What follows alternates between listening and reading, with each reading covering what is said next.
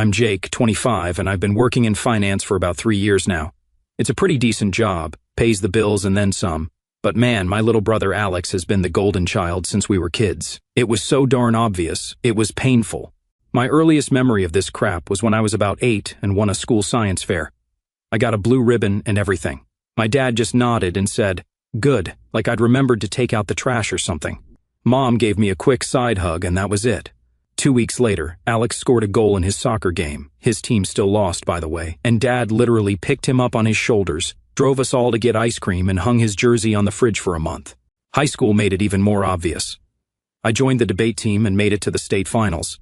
My parents didn't even come to watch. Alex joined football, sat on the bench most games, and my parents never missed a single one. They bought team merchandise, made signs, the whole 9 yards. Dad would talk about my son, the football player, to anyone who would listen, even though Alex barely played. When I graduated as valedictorian, you know what my dad said? "That's what we expect from you. Not good job or proud of you, just that it was expected." Nothing I did was ever good enough to be celebrated. It was just meeting the minimum requirements. But anything Alex did was amazing and special. College was brutal. I busted my butt to get scholarships, worked 3 different jobs, campus computer lab in the mornings, tutoring in the afternoons, and weekend shifts at this nasty sandwich shop, and still graduated with honors. My bank account was always nearly empty because I was paying my own way through everything. Alex? They bought him a used Honda Civic so he could focus on his studies, paid his full tuition without him having to work a single hour, and gave him a $700 monthly allowance for expenses. The dude was living it up at parties while I was working 30 hours a week on top of full-time classes. When I graduated, there was no celebration, no party, no acknowledgement of the years of hard work. The only thing my parents said was to ask where I was taking them to dinner. I ended up spending $350 I'd saved from my part-time jobs on a meal they barely seemed to enjoy. Not a single "we're proud of you" the entire night.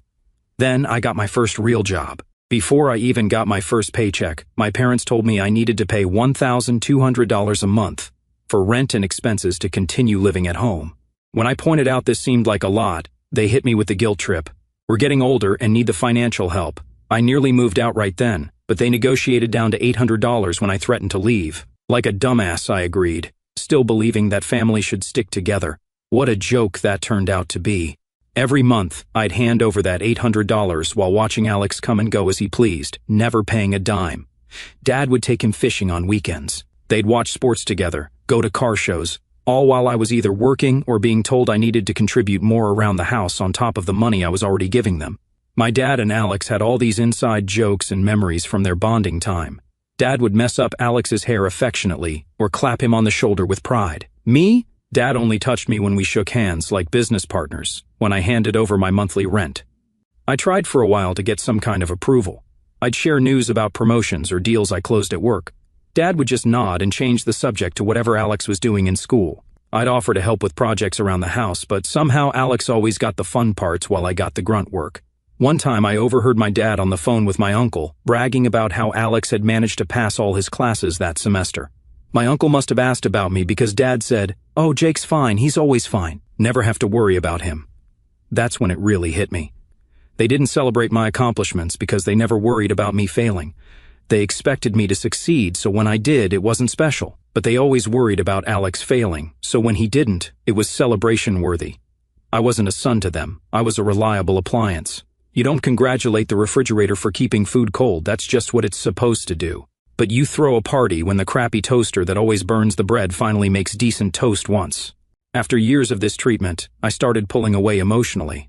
What was the point of seeking approval I'd never get? I focused on my job, my own goals, and started thinking about moving out but kept putting it off because of that stupid family-first mentality I'd been raised with. But the whole mess I've come to write about exploded about a year ago when Alex was graduating college. I was chilling with coffee before work when I got summoned to the living room like a kid about to be grounded. Both parents were sitting there looking all serious, while the golden boy was still passed out upstairs after partying all night. They straight up told me, not asked, told, that I had to be at Alex's graduation dinner that night.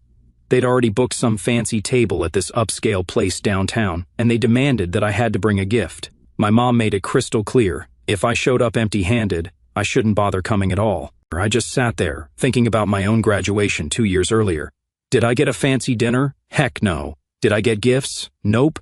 I didn't even get a simple congrats from them. I had to handle everything myself, earning my degree, finding a job, all that adult stuff.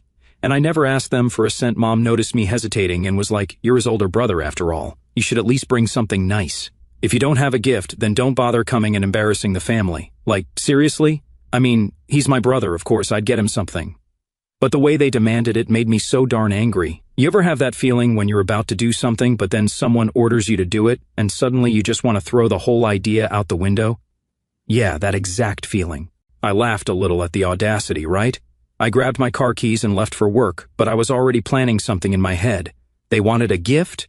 Oh, I'd make sure it was unforgettable. All day at work, I kept thinking about this stupid dinner I was being ordered to attend. Despite everything, Alex was still my brother, so I decided to do something epic. I'd get him a custom gaming PC. Not just any regular pre-built crap either. I'm talking an absolute monster rig. RTX 4080, i9 processor, 64 GB DDR5 RAM. Custom water cooling loop with RGB throughout the case. A beast that could handle any game at max settings with room to spare.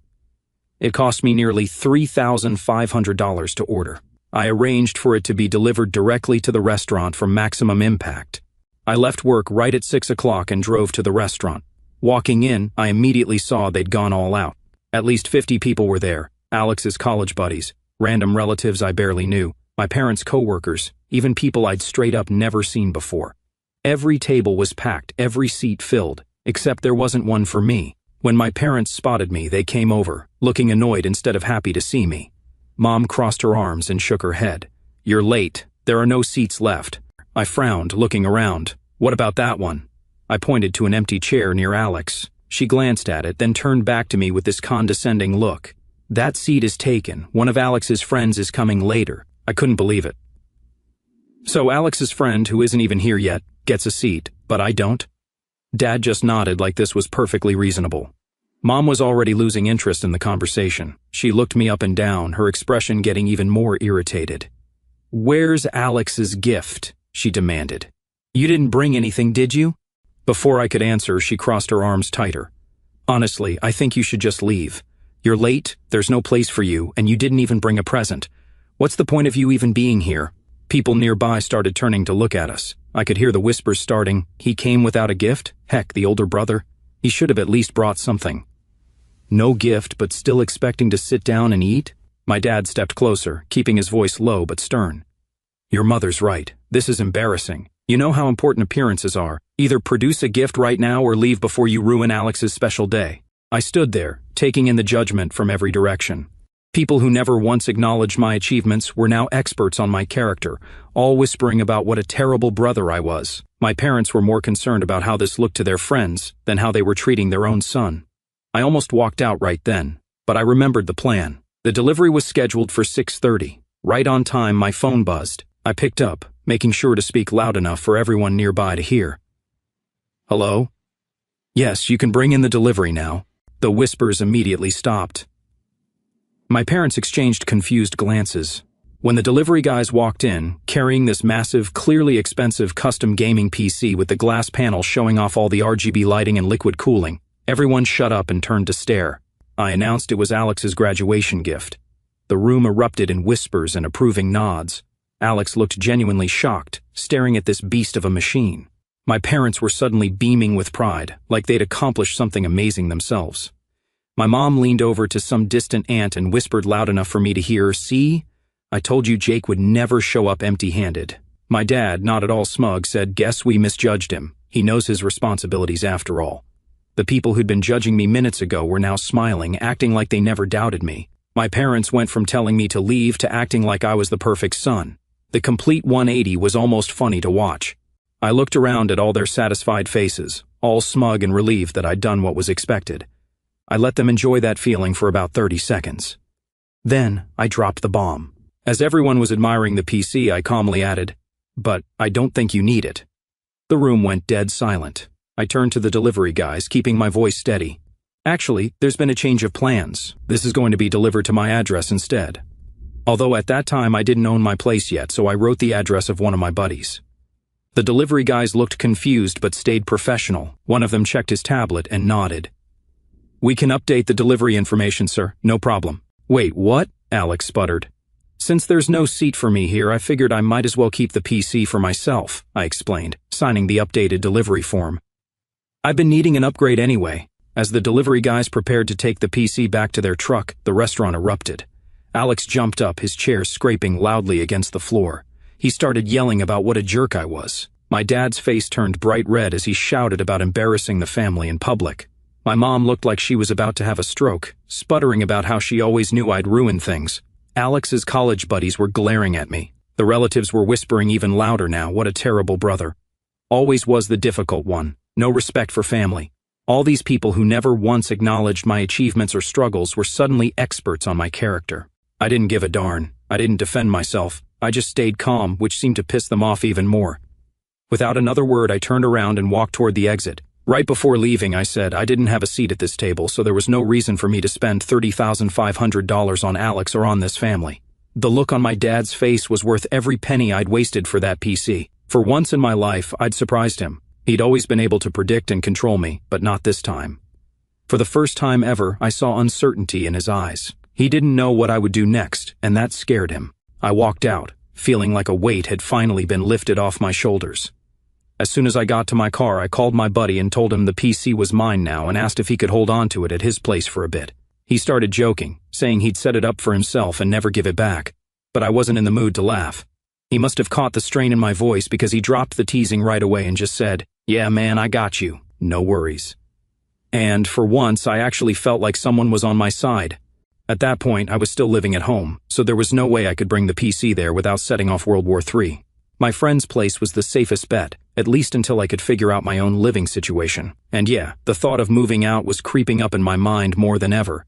I just hadn't acted on it yet, but I knew deep down I was already done with that house.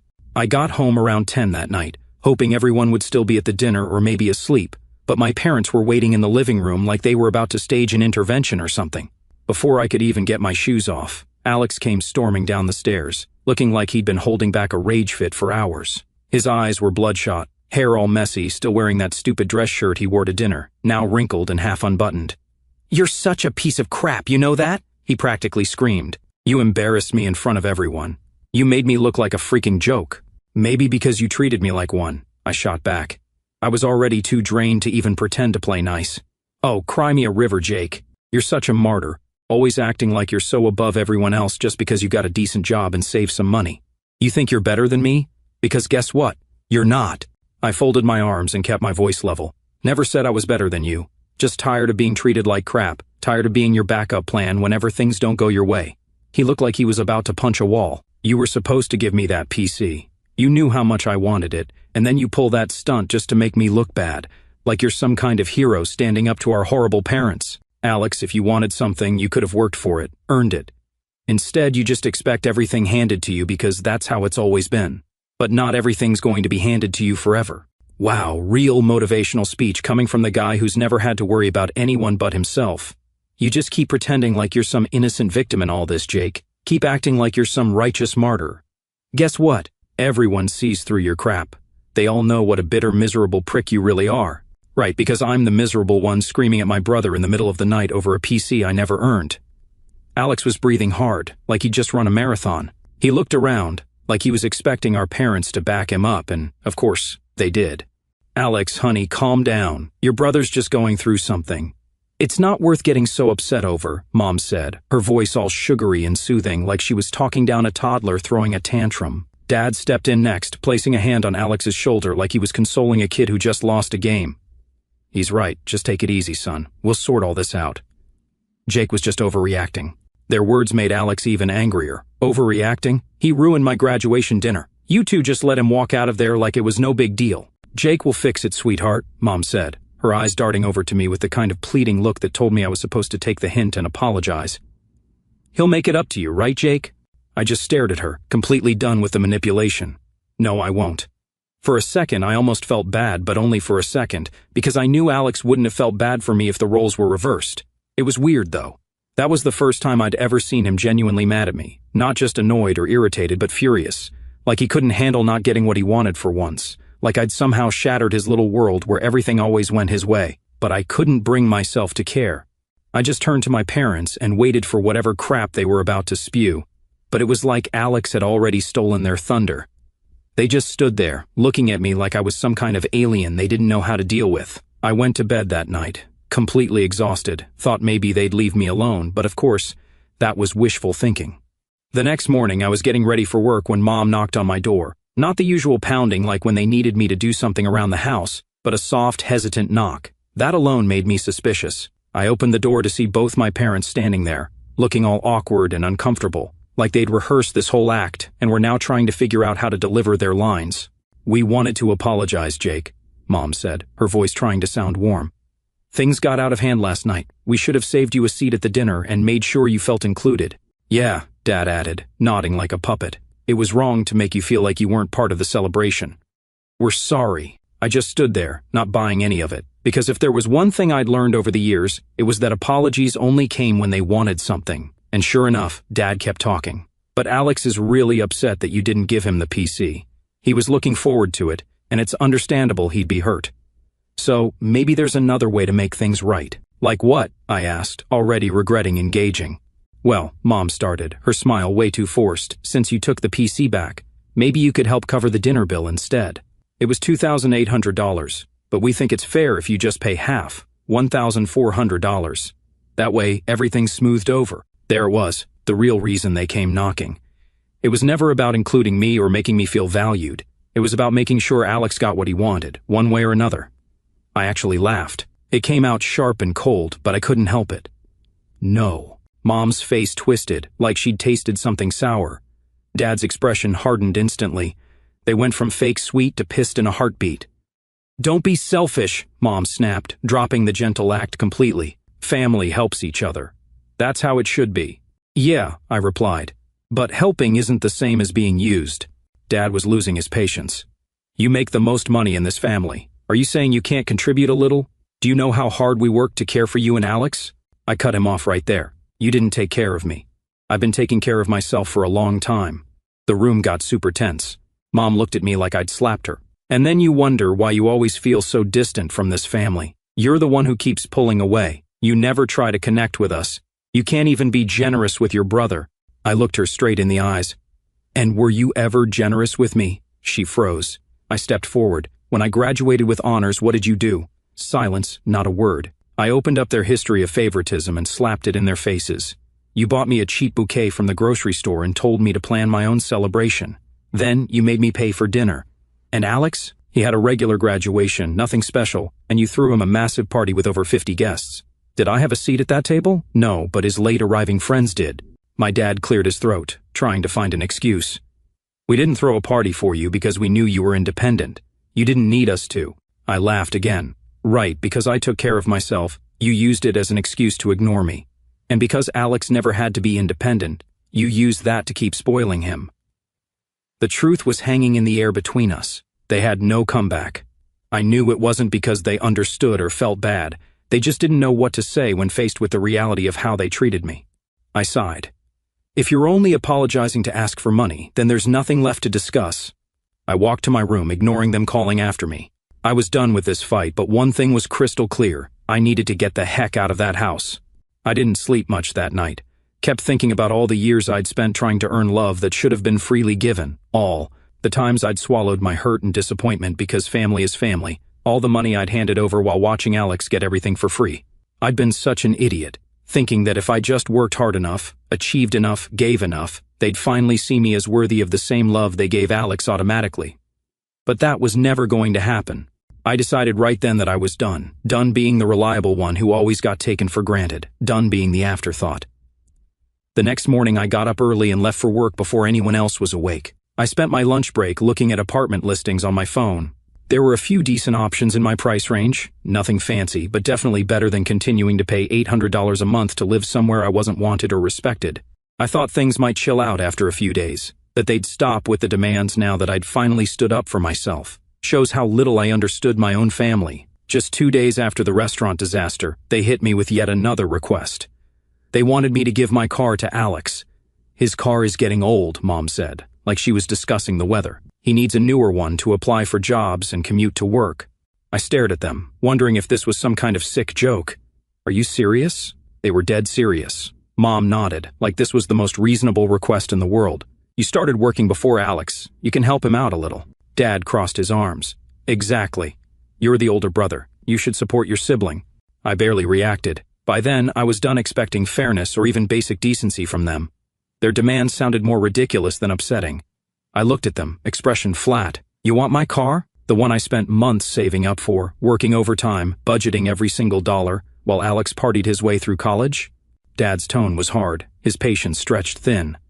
Alex just graduated. He needs a car to get to interviews and secure a good job. You've got a steady income, you can buy another one. I shrugged, my voice calm and detached.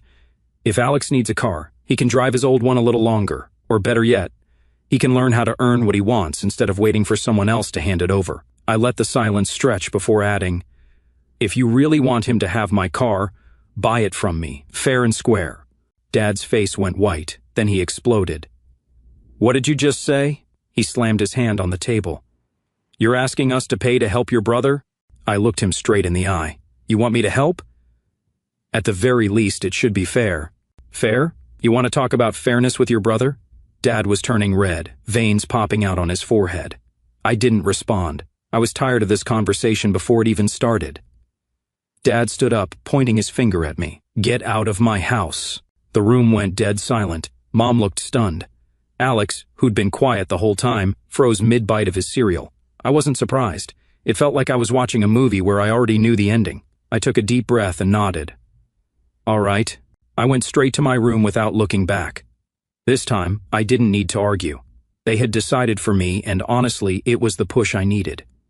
30 minutes later, I came downstairs with 2 suitcases. I didn't need much. Clothes, personal stuff, important documents, just the essentials.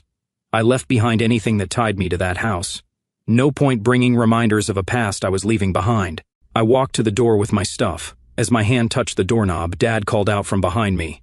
Let's see how you survive without family. I paused for a second, not because his words hurt, they didn't, but because I realized something.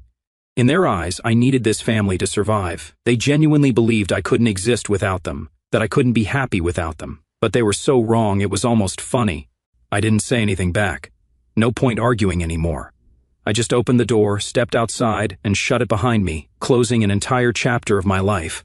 I walked to my car, threw my suitcases in the trunk, and drove away. I didn't even look in the rearview mirror. The first week after leaving, I stayed in a cheap motel while apartment hunting. The room was basic as heck, but even that crappy motel room felt more like home than the house I just left because it was mine. After about 10 days of searching, I found a decent apartment. Nothing fancy, just a 1-bedroom place, about 600 square feet. Rent was $750 a month, which was less than I'd been paying my parents. The irony wasn't lost on me. Those first few weeks on my own were eye-opening. I realized how much mental energy I'd been wasting trying to get my family's approval. Without that drain, I had so much more energy for everything else. I slept better, ate better, even looked better, according to my coworkers. All the tension I'd been carrying around for years just melted away. 6 months flew by, no contact from my parents, which was fine by me. I heard through a mutual friend that Alex still didn't have a job and was living off my parents, same as always. No surprise there. I'd gotten used to the peace of living alone when my phone rang one day. Mom's name popped up on the screen, first time she'd reached out in half a year. I almost didn't answer, but curiosity won out. Her voice was weird, all soft and sweet, like when she wanted something.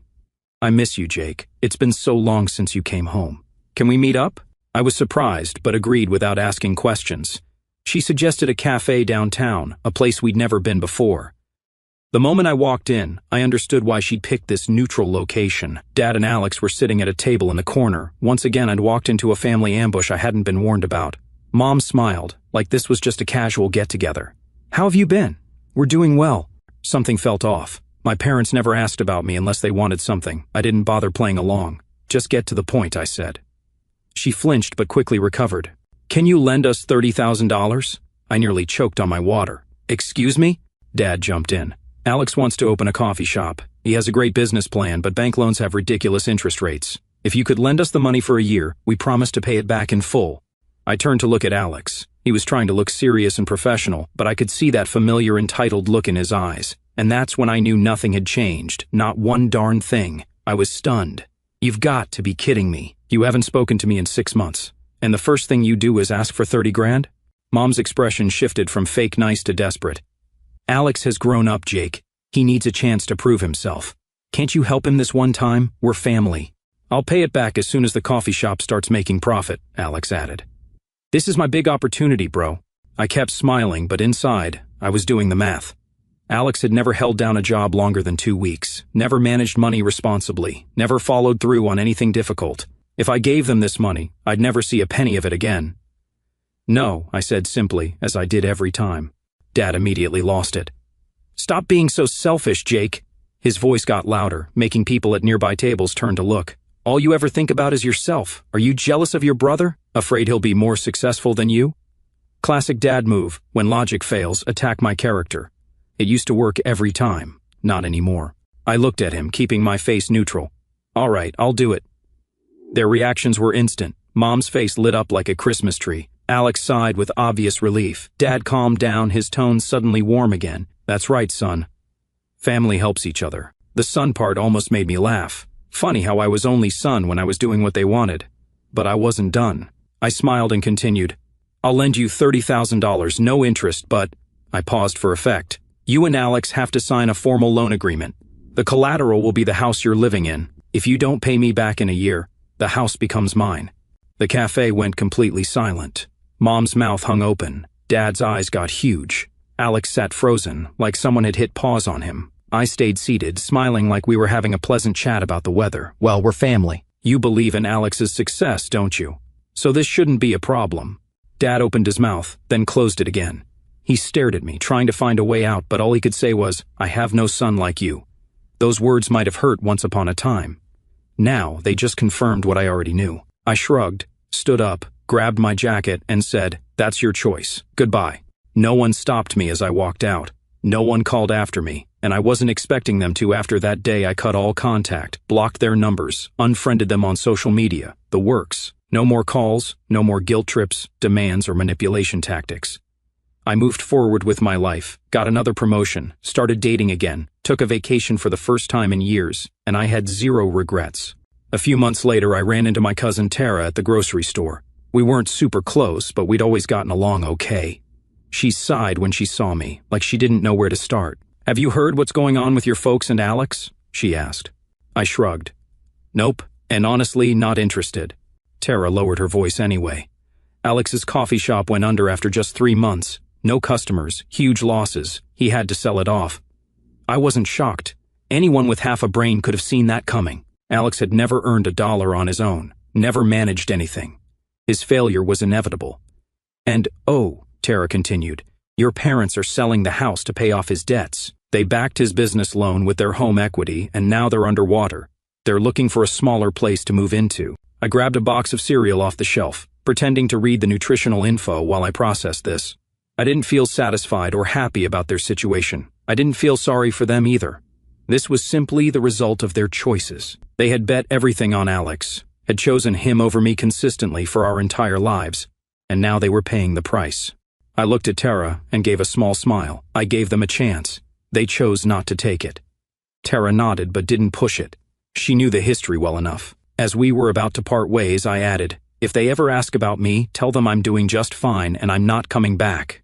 I knew plenty of people still sided with my parents and Alex. The whole he's family, you have to forgive him crowd. The blood is thicker than water folks who think sharing DNA means you have to put up with toxic treatment. But I was done with that mentality. And yeah, it's been 3 months since that cafe meetup, and honestly, life's been pretty sweet. Got that promotion at work I'd been gunning for. My own office with a view and everything. Picked up rock climbing as a hobby. Who knew scaling walls could be so darn therapeutic? After finally getting my own place, I swung by my buddy's apartment to pick up the PC. He was confused as heck about the whole thing. I filled him in on everything, and he laughed his butt off, calling it the ultimate revenge gift. But that monster, that RTX 4080 rig with the custom water cooling, runs every game I throw at it like a dream. Sometimes when I'm blasting through Elden Ring at max settings with zero lag, I think about Alex's face when I told the delivery guys to change the address. Worth every penny of that $30,500. And surprisingly, I got a text from Alex last week. First contact in months. Just 4 words, I messed up bad. I didn't respond. What's there to say? I told you so feels too petty, and how can I help isn't something I'm willing to offer anymore. Dad hasn't reached out at all. His pride won't let him. Mom sent a birthday card last month. No apology, just a generic happy birthday with her signature. I sent it back unopened. Sometimes I wonder what would have happened if they'd treated us equally growing up. If Dad had shown me the same pride he showed Alex. If Mom had defended me the way she always defended him. Would we still be family? Would I still be in their lives? Too late for those questions now. You can't fix 25 years of favoritism with an apology, especially when they're not even willing to offer one. The strangest part is how little I miss them. I thought there'd be this huge hole in my life, this constant ache of missing family, but there isn't. The peace of not dealing with their constant demands, the freedom of not measuring myself against their impossible standards. It's worth any sense of loss. A few people from the extended family have reached out trying to play peacemaker, talking about forgiveness and second chances. I just tell them the same thing. I gave second chances. I gave third, fourth, and fifth chances too. There's a difference between forgiveness and being a doormat, and I'm done being walked all over. I don't know if I'll ever speak to them again. Maybe someday, if they can acknowledge how they treated me and genuinely want to change. But I'm not holding my breath. And I'm not putting my life on hold waiting for an apology that will probably never come. For now, I'm focused on building my own life, my own happiness, my own success. No more living in someone else's shadow. No more fighting for scraps of approval. Turns out, family isn't always blood. Sometimes, it's the friends who actually show up for you. The coworkers who celebrate your wins. The neighbors who check if you need anything from the store. So yeah, I went nuclear on my family, cut them off completely, and honestly, it's the best decision I ever made.